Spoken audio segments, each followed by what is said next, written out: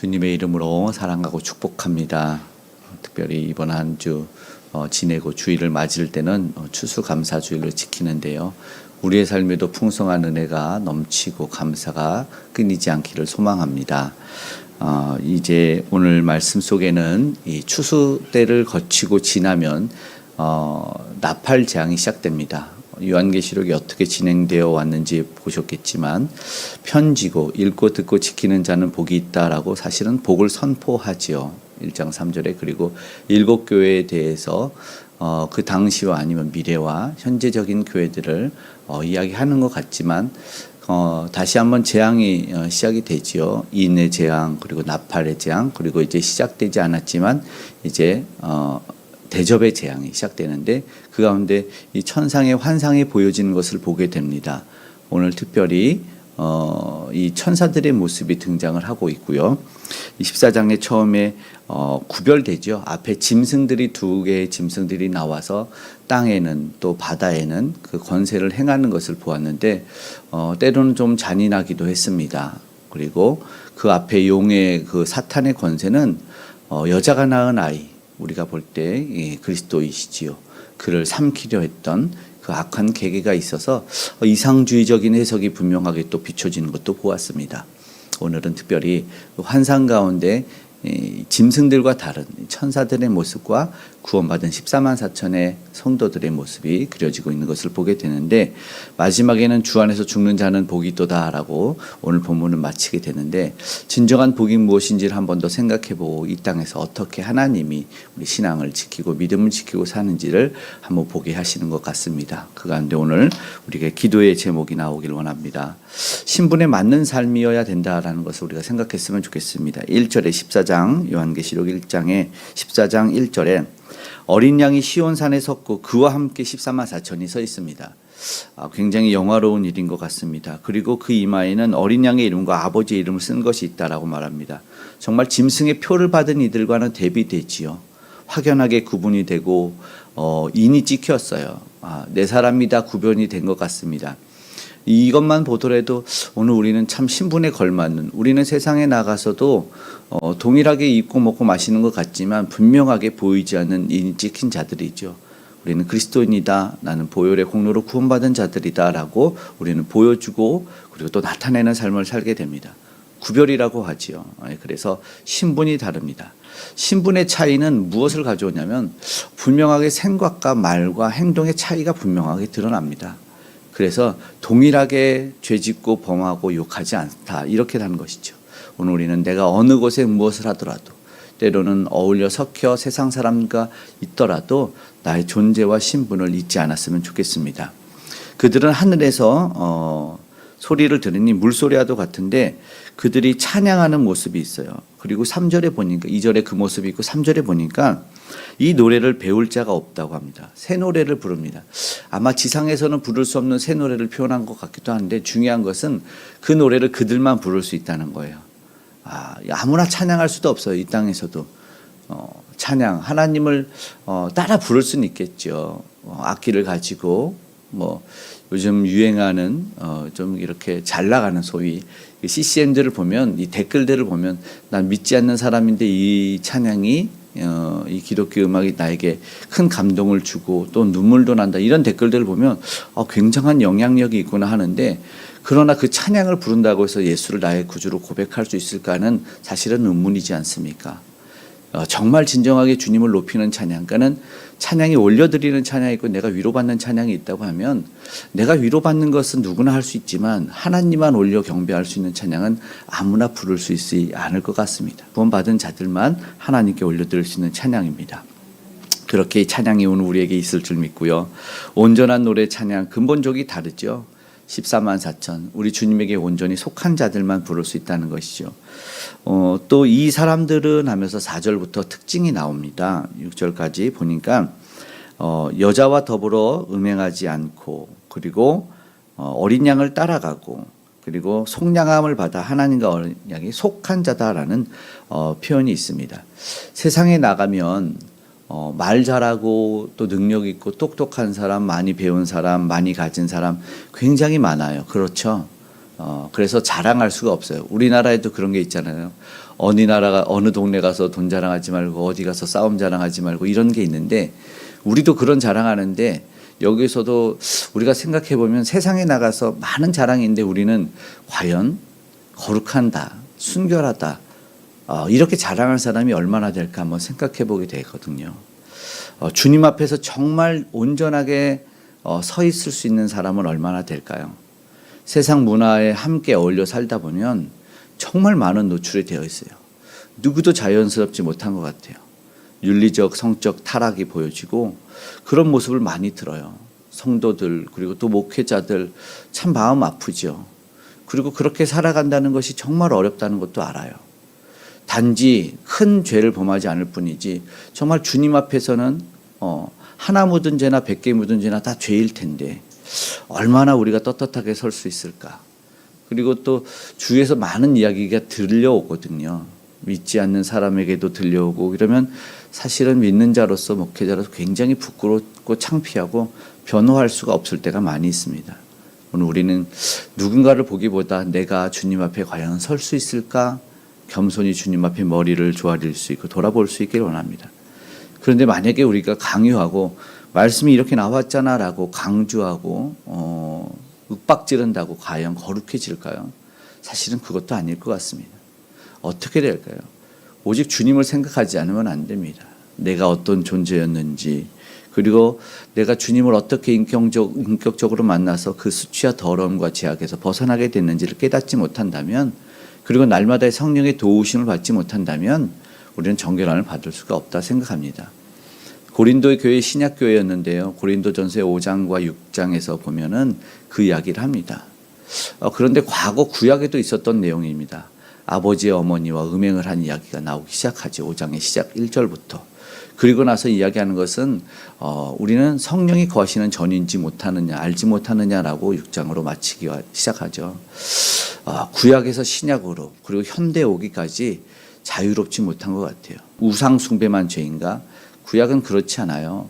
출애굽할 당시에 모압의 이야기를 들으면 이 바알부올의 사건, 고스비 사건과 연결돼서 음행과 우상 숭배와 그 타락의 모습이 이어져 가고 있거든요.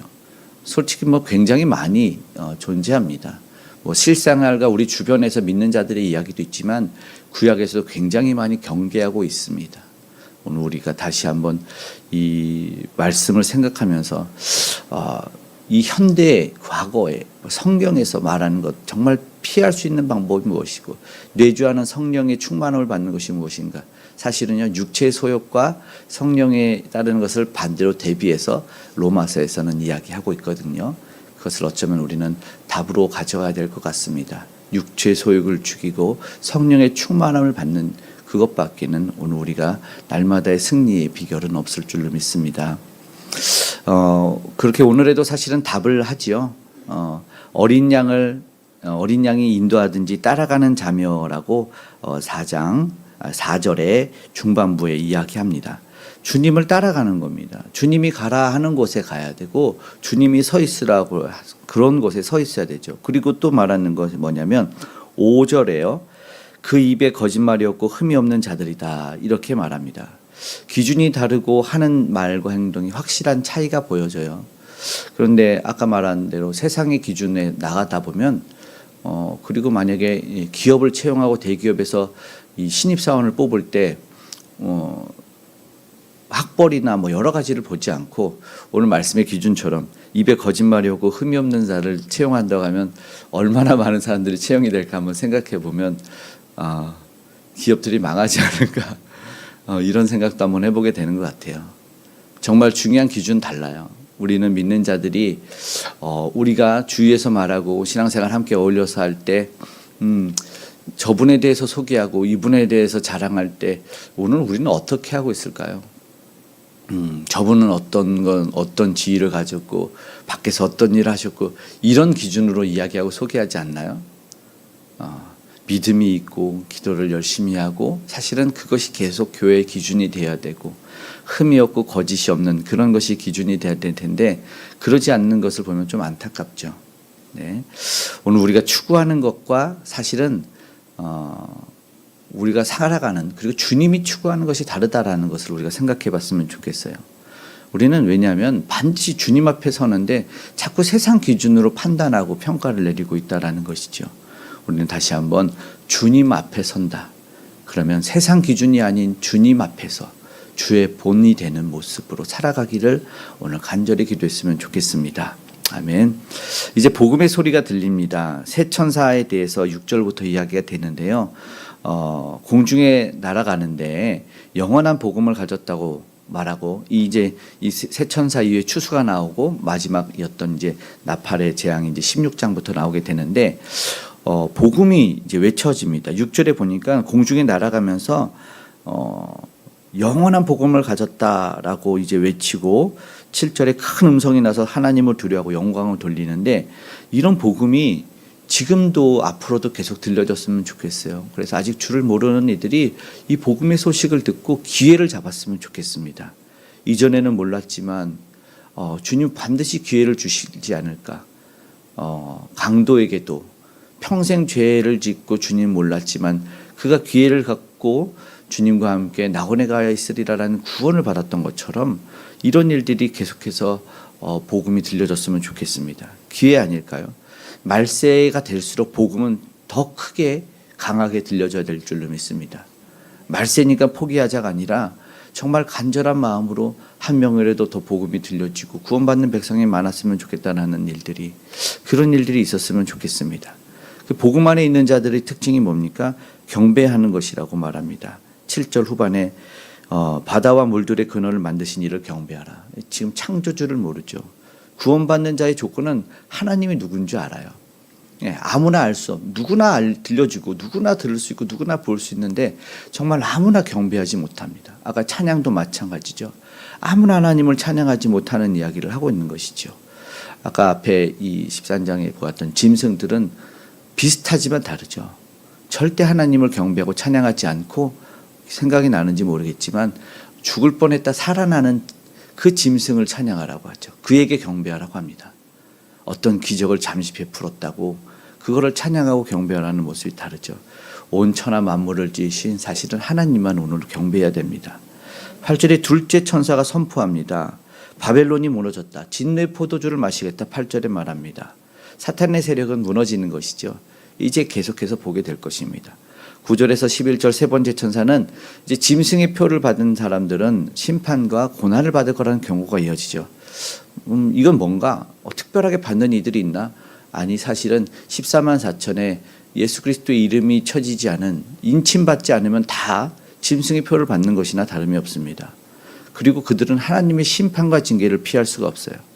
세상에서 사람들은 이제 안식을 하고 세상에서 내가 무엇을 가지면 평안을 누리겠다고 생각하지만 그런데 이 특징을 보면 뭐라고 말하냐면 11절 끝에 누구든지 밤낮 쉼을 얻지 못하는 그러나 우리는 참된 쉼과 안식을 얻을 수 있는 우리는 자들입니다.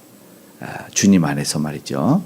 참된 안식과 평안을 주시는 주님을 오늘도 의지하고 나아갔으면 좋겠습니다. 끝나는 12절 13절의 말씀 말세 성도들의 인내를 말씀하네요. 하나님의 계명과 예수에 대한 믿음을 지킨 자들 그렇게 살아가죠. 세상 살아갈 때 사실은 굉장히 부딪히지 않습니까? 왜 인내를 자꾸 얘기할까요? 12절에 믿음을 지키고 인내하는 자들 앞에서도 보았는데 왜 인내 세상에서 나 교회 간다고 하면 세상이 좋아하지 않습니다. 무슨 말씀인지 알죠? 그러니까 세상에서 당연히 부딪힐 수밖에 없어요. 나는 예수 믿으면서 교회 다니면서 큰 어려움이 없었는데 이거는 좀 점검해 봐야 될 신앙이거든요. 왜냐하면요. 세상에서 부딪힐 수밖에 없어요.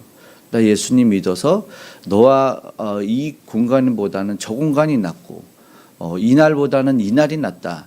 굉장히 구별되는 일들이 생기거든요. 그러면 부딪혀요. 세상에서는 그래 너 예배드려라고 호락호락하지 않습니다. 부딪힐 수밖에 없다라는 것이니까 그것에 대해서 힘들어하지 않고 어쩌면 당연한 때이구나라고 생각할 수 있어요. 주님도 말씀했거든요. 내 이름으로 고난을 받는 자들에 대해서 복이 있다, 상 주시겠다 말씀하셨거든요. 어쩌면 기독교의 진리는요, 여태까지 단 한 번도 세상과 타협하지 않았습니다. 이 강대상에 올라와서 스님이 복음을 전하지 않습니다. 진리는 타협하지 않아요. 우리가 사랑을 전하고 복음을 전해줄 수는 있지만 진리는 타협하지 않습니다. 그래서 반드시 어쩌면 인내와 고난과 핍박이 있어요. 때로는 부당해도 지금 잘은 모르지만 조금 억울하고 이해되지 않는 상황이 있더라도 어쩌면 주님 안에 있는 일이고 주 안에서 받는 고난이라면 칭찬드리고 싶고 위로하고 싶습니다. 하나님 모든 것 아시고 갚아주실 것입니다. 그래서 13절에 그렇게 결론이 끝납니다. 중반부입니다. 주 안에서 죽는 자들은 복이 있도다 하시매. 오늘 저도 주 안에서 하루가 죽어질 때 참된 위로와 평강을 누릴 수 있는 저와 여러분 되기를 소망합니다.